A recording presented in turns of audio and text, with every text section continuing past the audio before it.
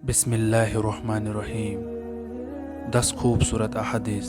रसूल अल्लाह सल्लल्लाहु अलैहि वसल्लम ने फरमाया, अल्लाह की कसम, आखिरत के मुकाबले में दुनिया की मिसाल बस ऐसी ही है जैसे तुम में से कोई शख्स अपनी उंगली समंदर में डुबोए, फिर वो देखे कि वो उंगली पानी की कितनी मिकदार के साथ लौटी है। मुश्कात शरीफ हदीस नंबर 5156। नंबर 2, आप सल्लल्लाहु अलैहि वसल्लम ने फरमाया, तुम में से किसी शख्स के लिए ये बेहतर है कि उसके सर में लोहे की कील ठोक दी जाए बजाय उसके कि वो किसी नामुहर्रम को छुए। आप सल्लल्लाहु अलैहि वसल्लम ने फरमाया, जो शख्स अल्लाह पर और क़यामत के दिन पर ईमान रखता है, उसे चाहिए कि अच्छी बात कहे या खामोश रहे। आप सल्लल्लाहु अलैहि वसल्लम ने फरमाया, तमाम आमाल का दारमदार नीयत पर है और अमल का नतीजा हर इंसान को उसकी नीयत के मुताबिक ही मिलेगा।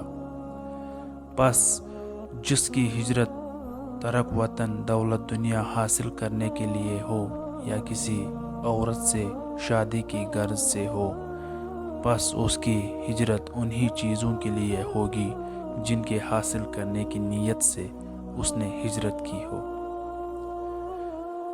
आप सल्लल्लाहु अलैहि वसल्लम ने फरमाया, अल्लाह ताला तुम्हारी सूरतों और तुम्हारे अमवाल की तरफ नहीं देखता, लेकिन वो तुम्हारे दिलों और आमाल की तरफ देखता है। आप सल्लल्लाहु अलैहि वसल्लम ने फरमाया, अल्लाह ताला फरमाते हैं, मेरे ज़िक्र के लिए वक़्त निकालो, मैं तुम्हारे कामों में बरकत अता करूँगा, वरना दुनियावी कामों की कसरत तुम पर इस कदर मुसल्लत कर दूंगा कि तुम्हें फुर्सत ही न होगी और सुकून से महरम होंगे। सही बुखारी। आप सल्लल्लाहु अलैहि वसल्लम ने फरमाया, जब अल्लाह किसी बंदे को पसंद फरमाता है तो उसे दुनियावी माल व मनसब से बचा लेता है।